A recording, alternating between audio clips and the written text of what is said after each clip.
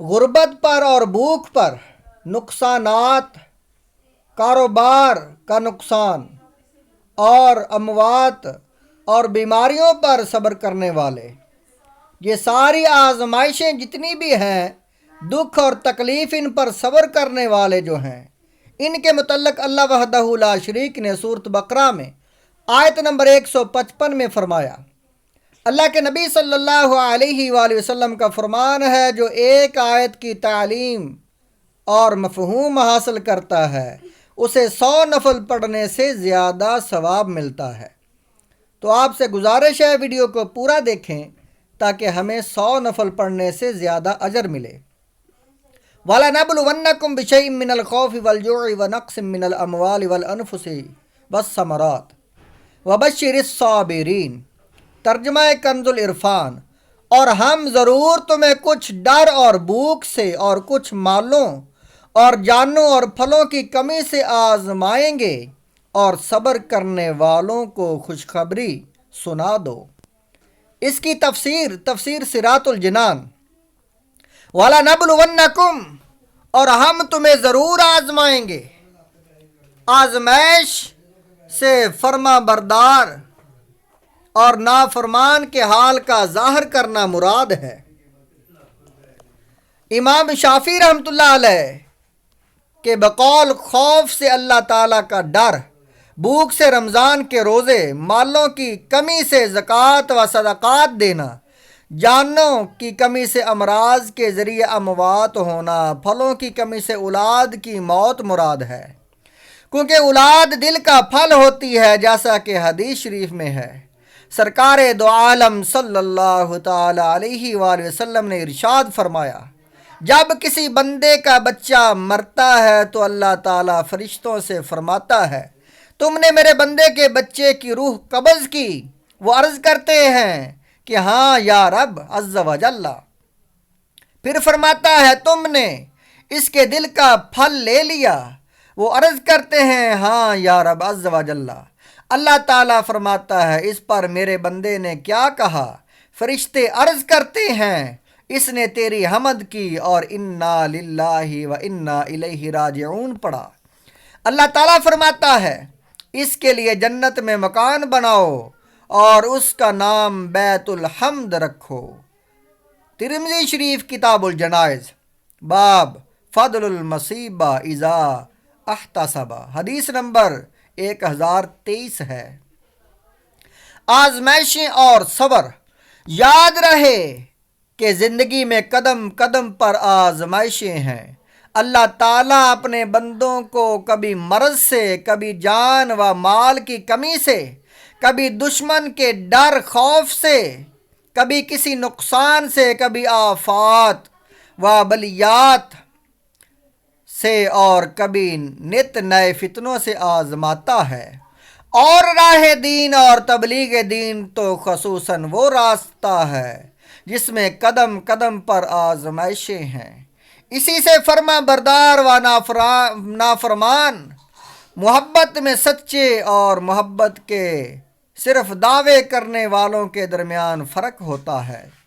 حضرت نوح علیہ السلام پر اکثر قوم کا ایمان نہ لانا، حضرت ابراہیم علیہ السلام کا آگ میں ڈالا جانا، فرزند کو قربان کرنا، حضرت ایوب علیہ السلام کو بیماری میں مبتلا کیا جانا، ان کی اولاد اور اموال کو ختم کر دیا جانا، حضرت موسیٰ علیہ السلام کا مصر سے مدین جانا، مصر سے ہجرت کرنا، حضرت عیسیٰ علیہ السلام کا ستایا جانا، اور انبیاء اکرام علیہ السلام کا شہید کیا جانا، یہ سب آزمائشوں اور صبر ہی کی مثالیں ہیں۔ اور ان مقدس ہستیوں کی آزمائشیں اور صبر ہر مسلمان کے لیے ایک نمونے کی حیثیت رکھتی ہیں، لہٰذا ہر مسلمان کو چاہیے کہ اسے جب بھی کوئی مصیبت آئے اور وہ کسی تکلیف یا اذیت میں مبتلا ہو تو صبر کرے اور اللہ تعالیٰ کی رضا پر راضی رہے اور بے صبری کا مظاہرہ نہ کرے۔ صدر الشریعہ مفتی امجد علی اعظمی رحمۃ اللہ تعالیٰ علیہ فرماتے ہیں، بہت موٹی سی بات ہے جو ہر شخص جانتا ہے کہ کوئی کتنا ہی غافل ہو، مگر جب اسے کوئی تکلیف پہنچتی ہے یا وہ کسی مصیبت اور مرض میں مبتلا ہوتا ہے تو کس قدر خدا کو یاد کرتا اور توبہ و استغفار کرتا ہے۔ اور یہ تو بڑے رتبہ والوں کی شان ہے کہ وہ تکلیف کا بھی اسی طرح استقبال کرتے ہیں جیسے راحت کا استقبال کرتے ہیں، مگر ہم جیسے کم سے کم اتنا تو کریں گے، اتنا تو کریں کہ جب کوئی مصیبت یا تکلیف آئے تو صبر و استقلال سے کام لیں اور جزا و فضا یعنی رونا پیٹنا کر کے آتے ہوئے ثواب کو ہاتھ سے نہ جانے دیں۔ اور اتنا تو ہر شخص جانتا ہے کہ بے صبری سے آئی ہوئی مصیبت جاتی نہ رہے گی، پھر اس بڑے ثواب جو احادیث میں بیان کیا گیا ہے اس سے محرومی دوہری مصیبت ہے۔ بہار شریعت، کتاب الجنائز، بیماری کا بیان، اور صفحہ نمبر ہے 799۔ اور کثیر احادیث میں مسلمان پر مصیبت آنے کا جو ثواب بیان کیا گیا ہے، ان میں چند احادیث یہ ہیں۔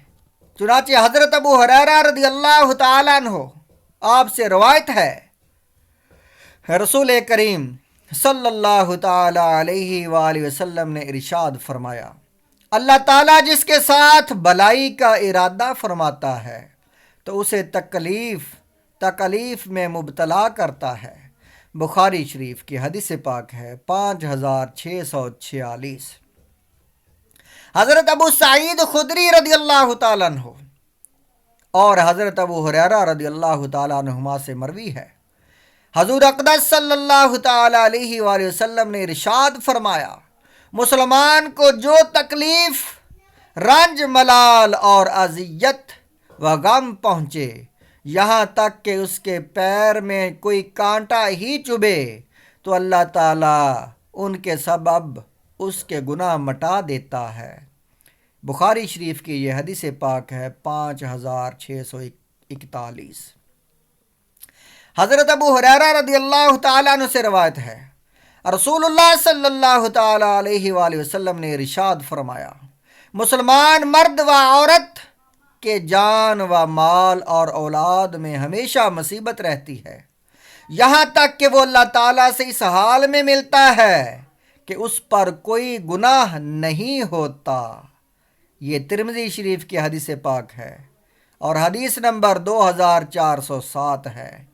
حضرت جابر رضی اللہ تعالیٰ عنہ سے روایت ہے، حضور پر نور صلی اللہ تعالیٰ علیہ وآلہ وسلم نے ارشاد فرمایا، قیامت کے دن جب مصیبت زدہ لوگوں کو ثواب دیا جائے گا تو آرام و سکون والے تمنا کریں گے کاش دنیا میں ان کی کھالیں کینچیوں سے کاٹ دی گئی ہوتی۔ یہ ترمذی شریف کی حدیث پاک ہے 2410 نمبر حدیث پاک ہے۔